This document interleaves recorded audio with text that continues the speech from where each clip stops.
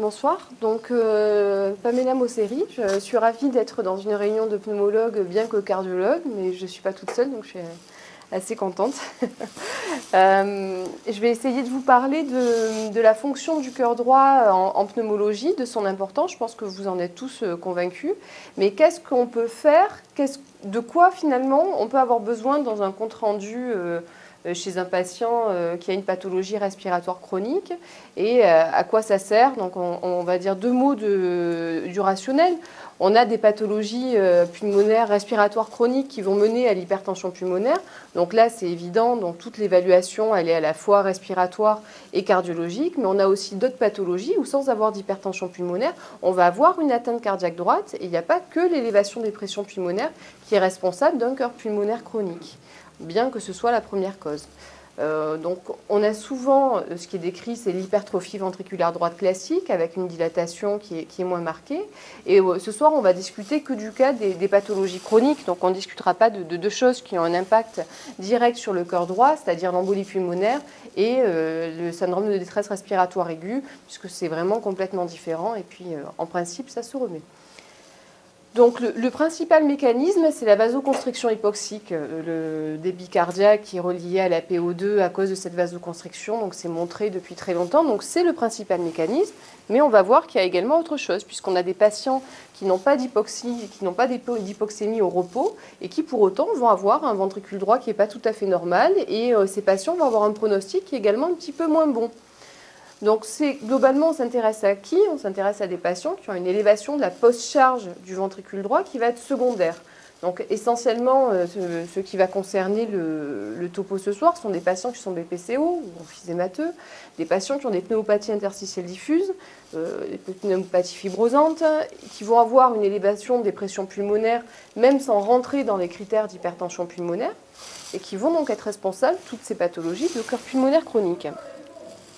Donc ces résistances pulmonaires, même sans avoir une élévation importante des résistances pulmonaires, une simple élévation modérée des résistances pulmonaires et donc de la post-charge peut être responsable d'une atteinte cardiaque. Donc il y a les mécanismes de régulation passive qu'on connaît bien et les mécanismes actifs et tout le rationnel va être là et le rôle notamment de l'hypoxie mais aussi du contrôle nerveux et de substances vasoactives dont on ne connaît pas toutes. Donc on étudie également beaucoup le rôle des mitochondries, etc. dans ces pathologies et on n'arrive pas en tout cas aujourd'hui à tout expliquer. C'est pour ça que essayer de revenir systématiquement à la physiopathologie, c'est bien, c'est ce qu'on essaye de faire à chaque fois, mais de temps en temps on a des éléments comme ça qui ne sont pas toujours expliqués et on se dit, bah, tiens, peut-être que là, et donc peut-être que plus tard on nous apprendra que telle substance qui est générée par la vasoconstriction entraîne un effet paradoxal et qu'on comprendra mieux. Donc on essaye d'expliquer, mais parfois on n'a pas toutes les réponses.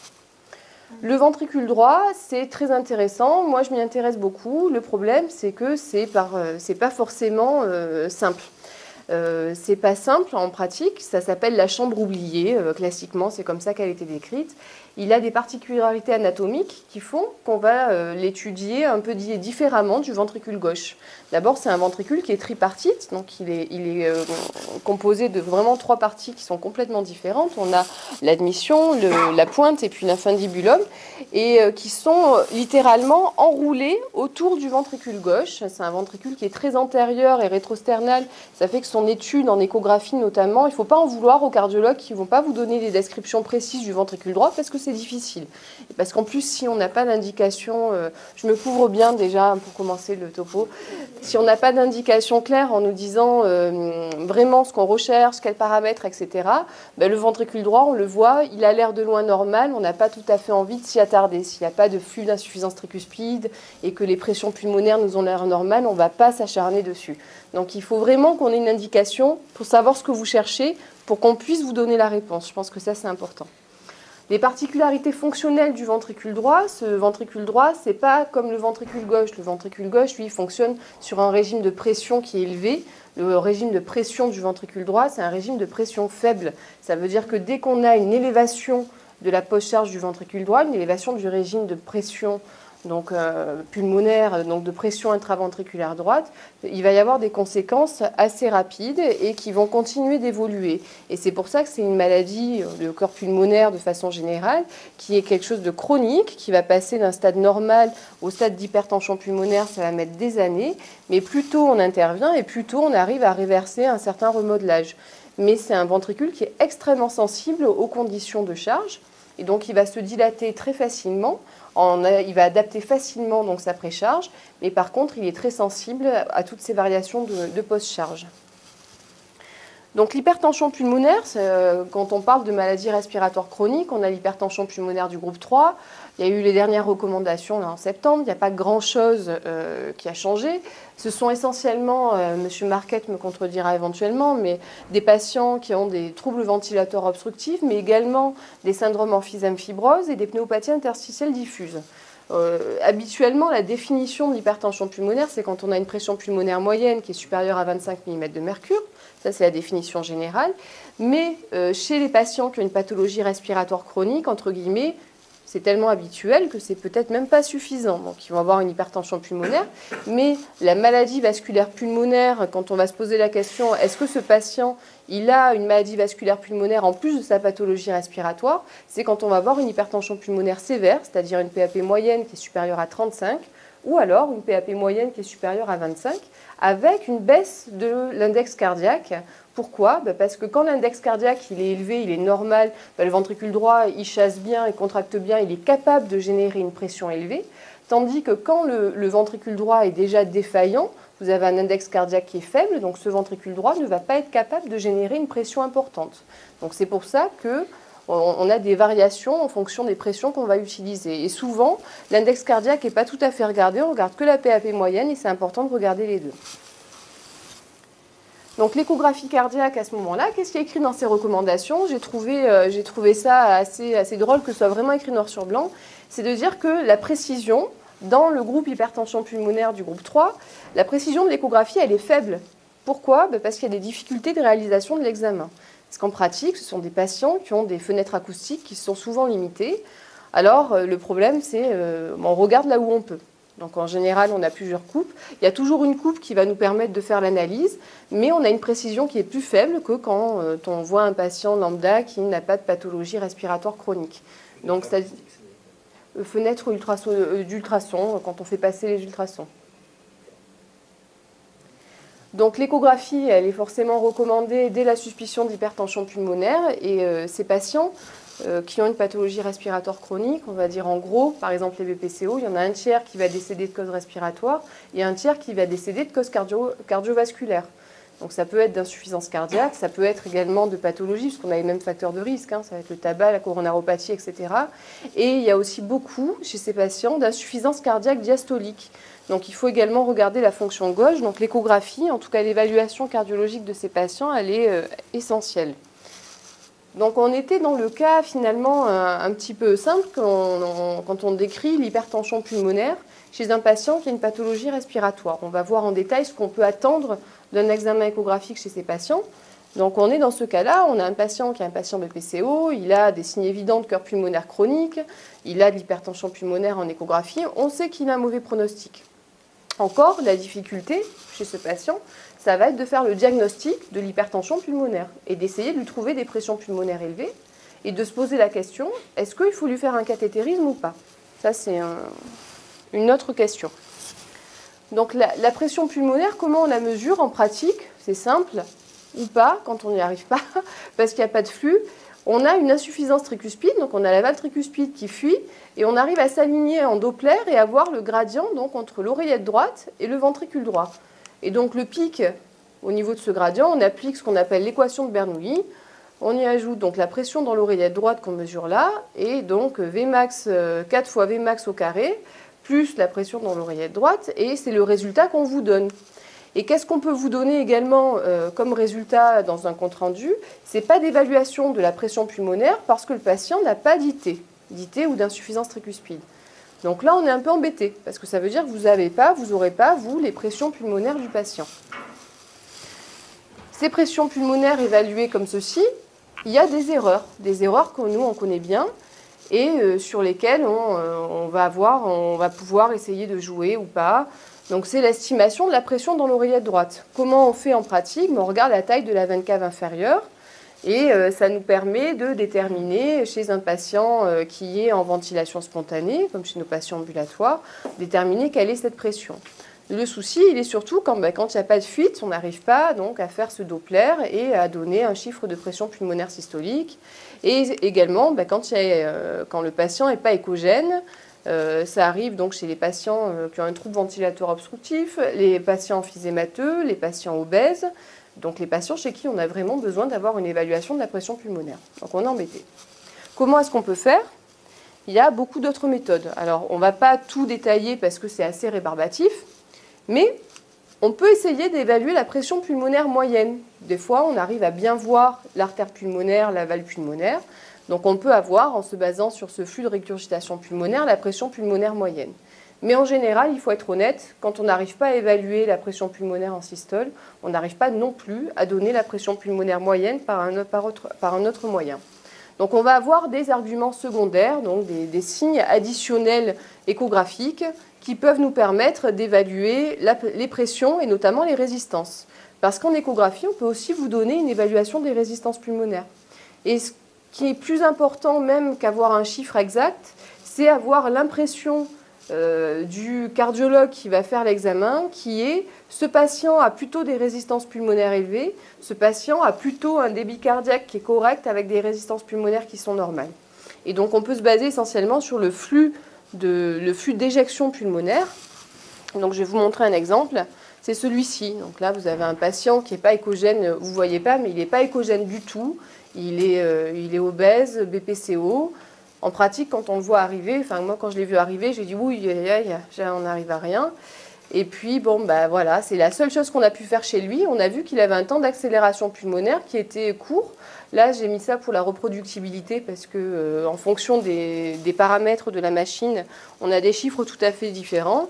Et en fait, ce temps d'accélération était très court et ce patient, bien qu'on n'arrive pas à évaluer la pression pulmonaire en systole, on lui a fait un cathétérisme et on lui a trouvé une pression pulmonaire moyenne qui était à 40. Donc en effet, rien que sur un flux d'accélération pulmonaire, c'est la seule chose qu'on avait en échographie. Alors certes, cliniquement, il n'était pas bien, il y avait une exacerbation de la dyspnée, etc. Donc on avait d'autres éléments cliniques, mais en tout cas, c'est quelque chose qui nous a aidés.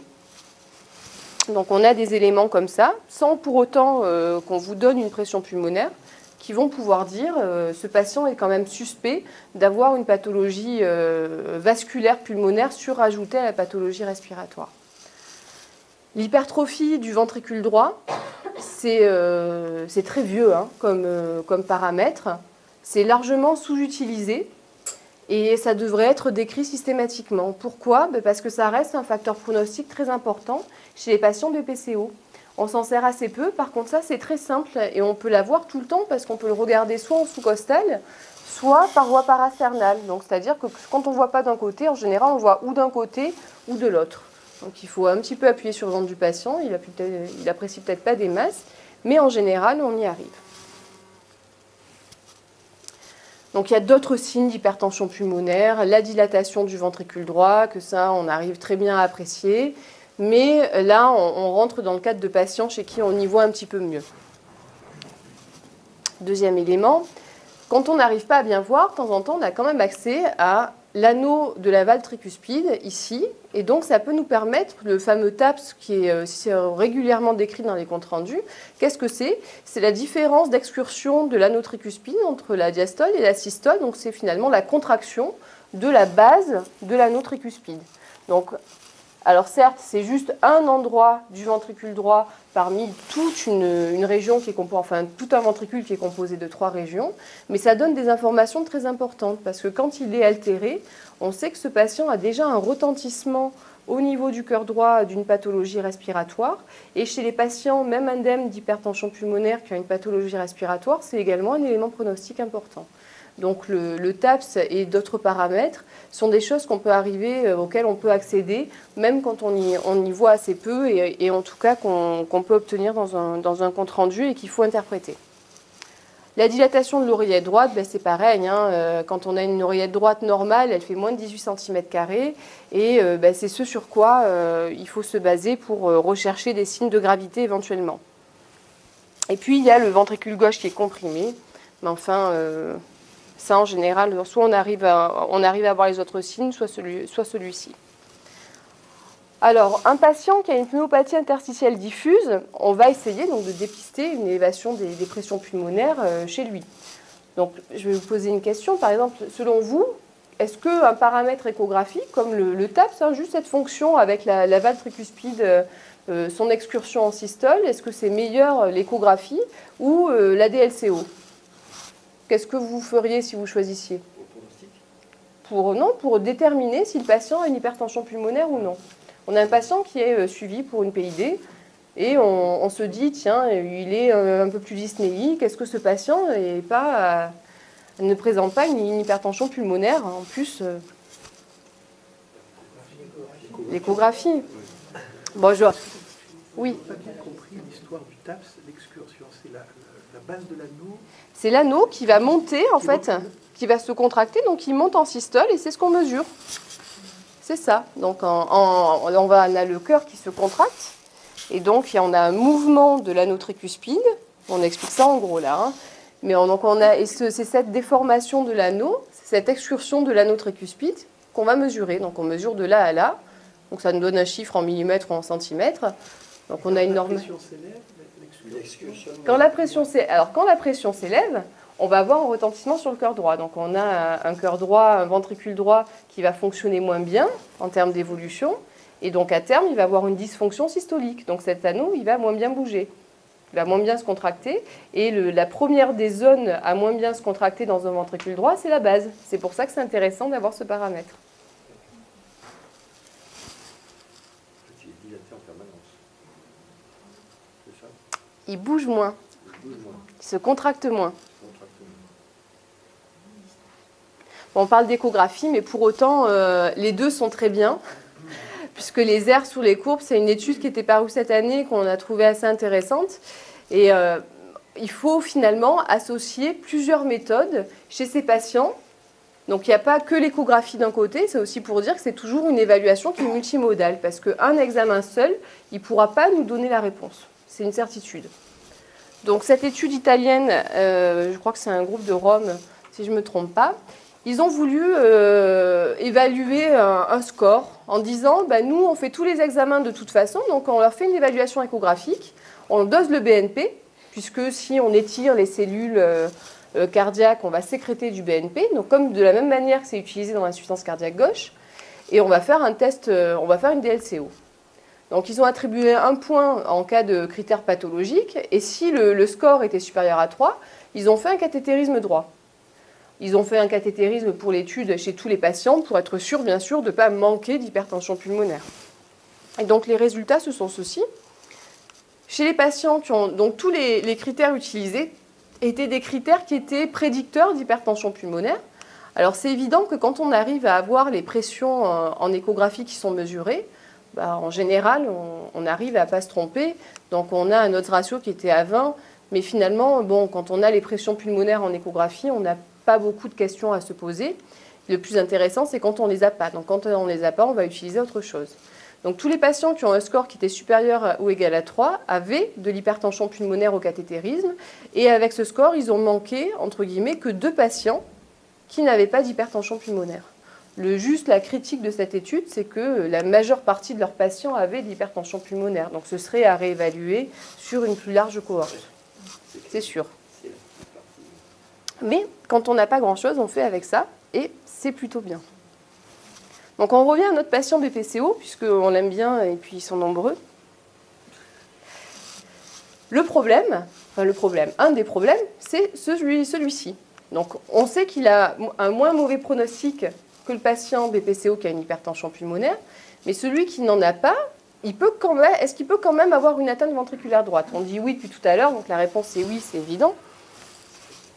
Quand on leur fait les échographies à tous ces patients, on prend des larges cohortes de patients, parce qu'il y en a quelques-unes, il n'y a que 13% des patients chez qui on ne va rien trouver. Donc on a parlé tout à l'heure de la dysfonction diastolique du ventricule gauche. ben, ce sont des patients qui en général sont des hypertendus, fumeurs, etc., qui vont avoir une élévation des pressions gauche et qui peuvent être âgés également. Donc tout ça, ça va participer. Donc souvent, on a insuffisance cardiaque et BPCO qui sont liés. Mais on a également 45% de pression pulmonaire élevée, sans rentrer dans les critères d'hypertension pulmonaire avec la PAP moyenne supérieure, d'hypertension pulmonaire sévère.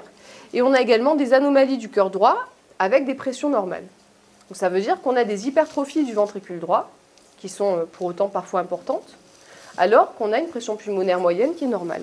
Et là, on se dit, mais s'il n'y a pas d'élévation importante de la pression pulmonaire, comment ça se fait que ces patients puissent avoir un retentissement au niveau du cœur droit ? Donc c'est là où déjà on se dit, mince, si ce n'est pas à cause de l'élévation de la post-charge, on a un peu de mal à comprendre. Et cette étude, elle va nous dire un petit peu la même chose. Donc c'est une étude qui date de 2013, mais qui était vraiment très bien faite, et c'est le même groupe qui a fait plusieurs études qui essayent d'évaluer la fonction cardiaque chez les patients BPCO, sans et avec hypertension pulmonaire. Et en plus, ils ont comparé avec un groupe contrôle. Donc, ils ont essayé de faire le continuum entre le patient qui n'a rien, le patient qui a une BPCO modérée sans hypertension pulmonaire et le patient qui a une BPCO avec hypertension pulmonaire. Donc, tous les patients BPCO, peu importe le groupe, présentent des altérations de leurs paramètres droits. Et ils ont évalué, on va dire, des critères très complets. C'était l'épaisseur, la dimension du ventricule droit, l'accélération myocardique en phase de contraction isovolumétrique, le strain, l'index de Tay, etc. Donc c'était une étude qui était, on va dire, même plus que complète. Et les résultats, c'est assez peu lisible, donc je vais vous le décrypter un peu. Ça, c'est un critère qui, plus il est élevé, plus, on va dire, c'est normal. La limite, le seuil inférieur, c'est 2,5. Et donc, c'est un paramètre, ce paramètre de contraction isovolumétrique du cœur droit, c'est un paramètre qui est censé s'approcher de la fonction globale du ventricule droit. Et on voit donc que ces patients qui n'ont pas d'hypertension pulmonaire, puisque finalement ce sont les bleus clairs qui nous intéressent, ils ont une fonction ventriculaire droite qui n'est pas normale avec ce paramètre. Alors, est-ce que la même chose se reproduit ailleurs ? Donc là, on a la dimension de la chambre de chasse qui est mesurée ici. Donc, ils ont des ventricules droits qui sont dilatés. Ça, c'est la chambre d'admission du ventricule droit qui est mesurée. Ils ont également un ventricule droit qui est dilaté, même sans hypertension pulmonaire. Et quand on regarde tous les paramètres, c'est la même chose. Donc, ce sont des patients qui ont vraiment des anomalies très significatives, puisque là, il n'y a vraiment aucun doute. On n'est pas avec le petit p à 0,05 ou 0,056. On a vraiment de grosses différences. Donc, on pense que ce ventricule droit, il est sensible à des élévations même minimes de la post-charge. Donc, le patient BPCO, il peut désaturer la nuit, il peut avoir des apnées du sommeil surajoutées, d'où le rôle finalement du traitement et du dépistage de ces pathologies en plus. Et on pense également, ce qui a été décrit, que c'est une réponse anormale à l'effort de ce cœur droit chez les patients qui ont un trouble ventilatoire obstructif. En fait, ces patients avec un trouble ventilatoire obstructif, avec un effort même modéré, ils vont élever leur pression pulmonaire. Et une élévation pour un effort minime, en fait, ils vont en faire quotidiennement dans la journée. Quand ils sont au repos, leurs pressions pulmonaires sont normales. Quand ils vont à la salle de bain, ils font leurs courses, etc., ils vont élever, même de façon modérée, leur pression pulmonaire. Et finalement, ce qu'on est en train de voir maintenant, c'est que ces patients-là vont également avoir une atteinte cardiaque droite. Et plus cette atteinte cardiaque droite, elle est importante, moins bon est leur pronostic. Donc ce remodelage, il est finalement indépendant de la pression pulmonaire qui est au repos. Et on a le VEMS, finalement, il est assez peu associé à la dysfonction du ventricule droit. Alors, ce qui est plutôt dit, alors je ne sais pas si vous serez d'accord ou pas, c'est que finalement, le VEMS, il est plus sensible à l'obstruction qu'à l'hypoxémie. Enfin, aux deux. Puisque l'hypoxie, la vasoconstriction hypoxique, c'est ce qu'on pense qui va augmenter les pressions pulmonaires et entraîner le remodelage du ventricule droit. Mais il n'y a pas de réponse non plus. C'est-à-dire pour quelle raison un patient qui a une évolution, on va dire une BPCO sévère, ne fait pas d'hypertension pulmonaire, tandis qu'un patient qui a une BPCO Gold 2 développe une hypertension pulmonaire? On n'a pas la réponse extrêmement claire là-dessus, puisqu'on n'a pas de lien prouvé entre la sévérité du trouble ventilatoire obstructif et le développement de l'hypertension pulmonaire.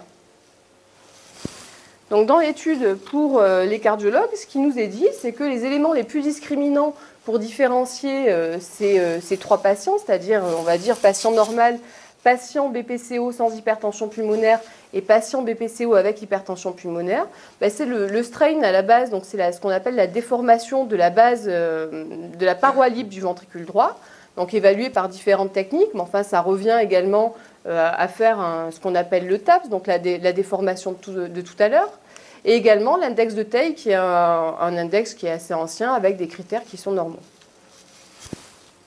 On a regardé, nous, les patients qu'on avait au CHU, enfin, on avait fait ça il y a 2 ou 3 ans, et on a essayé d'évaluer les 33 patients, nos 33 patients. Donc l'âge moyen des patients qui avaient un trouble ventilatoire obstructif ou une PID qui était associé à une hypertension pulmonaire dans la cohorte.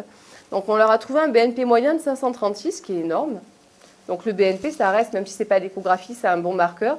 Donc quand on n'a pas de données échographiques, je pense que faire un BNP sur une base régulière, si je ne me trompe pas, je crois que le coût du BNP c'est 17 €. Je pense que c'est assez rentable, entre guillemets, chez ces patients. On leur a trouvé des altérations du TAPS, un temps d'accélération pulmonaire raccourci, et tous les paramètres qu'on a déjà décrits finalement. Donc ça veut dire qu'on arrive à évaluer ces patients et qu'on a des critères pour nous donner la gravité un petit peu qui sont cohérents. Et on a regardé qu'est-ce qui pouvait prédire le décès avec un suivi de 1 an. Donc on a la distance parcourue au test de marche de 6 minutes, l'âge. Alors la seule cohorte d'hypertension pulmonaire chez qui l'âge est finalement un facteur de risque de décès, ce sont les hypertensions pulmonaires du groupe 3, donc respiratoire, et la taille de l'oreillette droite. Donc qui va sous-tendre, plus la surcharge du cœur droit à cause du poumon est importante, plus l'oreillette droite se dilate, et c'est quelque chose qui est relié à la mortalité. Donc on a déjà parlé du syndrome d'apnée du sommeil. Pour finir, on a parlé de l'échographie, mais quand on n'arrive pas à évaluer un patient en échographie et qu'on n'a pas la réponse, on peut faire une IRM. L'IRM, une fois qu'on dépasse les limites, puisqu'on a quand même des contre-indications, on a des patients chez qui on ne peut pas réaliser d'IRM parce qu'ils ne peuvent pas faire d'apnée du tout, et que si on ne fait pas d'apnée pendant une IRM, on a des parasites et on ne voit absolument rien. Donc un patient qui doit avoir une IRM cardiaque, c'est un patient qui est sélectionné, entre guillemets un bon patient. Le corps étranger métallique, etc., le pacemaker. Bon, le coût, je l'ai mis entre parenthèses, parce que si on indique une IRM, c'est probablement qu'il y a un rationnel derrière et que c'est, on va dire, un gain et une décision thérapeutique associée. Et cette IRM cardiaque, avant, elle nous permettait uniquement d'évaluer la fonction du cœur droit, mais maintenant, on peut également évaluer les débits de façon assez simple. Donc là, vous avez une coupe où on vous montre ici la valve pulmonaire. Donc on a le ventricule droit, la valve pulmonaire qui est là, donc il y a une fuite au niveau de cette valve. Ça, c'est l'étude du flux. Donc ce sont des séquences de flux. Et là, vous avez donc l'éjection au niveau pulmonaire, qui est donc antérograde comme ceci. Et on voit en rétrograde, ici, la régurgitation pulmonaire. Et tout ça, ça nous permet de calculer des fractions de régurgitation, des débits cardiaques, etc. En IRM, on peut même maintenant mesurer les pressions pulmonaires et les résistances pulmonaires. On a le registre Aspire qui a été publié, je crois, il y a 2 ou 3 ans. Ils ont réalisé cathétérisme cardiaque droit et IRM dans les 12 heures. Et ils ont bien sûr comparé les données obtenues à partir du cathétérisme et les données de l'IRM cardiaque. Et ils ont des courbes Europe qui sont magnifiques, avec des aires sous la courbe entre 0,94 et 0,87. Que ce soit pour la pression pulmonaire moyenne, mais également pour les résistances vasculaires pulmonaires. Ça veut dire que quand on a vraiment un problème et qu'on a soit un patient pour lequel il n'y a pas d'indication ou qui ne veut pas réaliser cathétérisme cardiaque droit, finalement on peut discuter et essayer de dire si on n'arrive pas en échographie cardiaque, on peut peut-être essayer de faire une IRM si le patient est compliant, etc. Et si on n'a pas de contre-indication, bien sûr. Ça, c'était juste un exemple pour vous dire que la taille de l'artère pulmonaire, c'est un facteur pronostic qui est connu. Donc on a ici une artère pulmonaire, donc c'est un scanner, et ça c'est une évaluation volumétrique. Donc on fait le ratio AP-aorte au scanner pour déterminer la taille.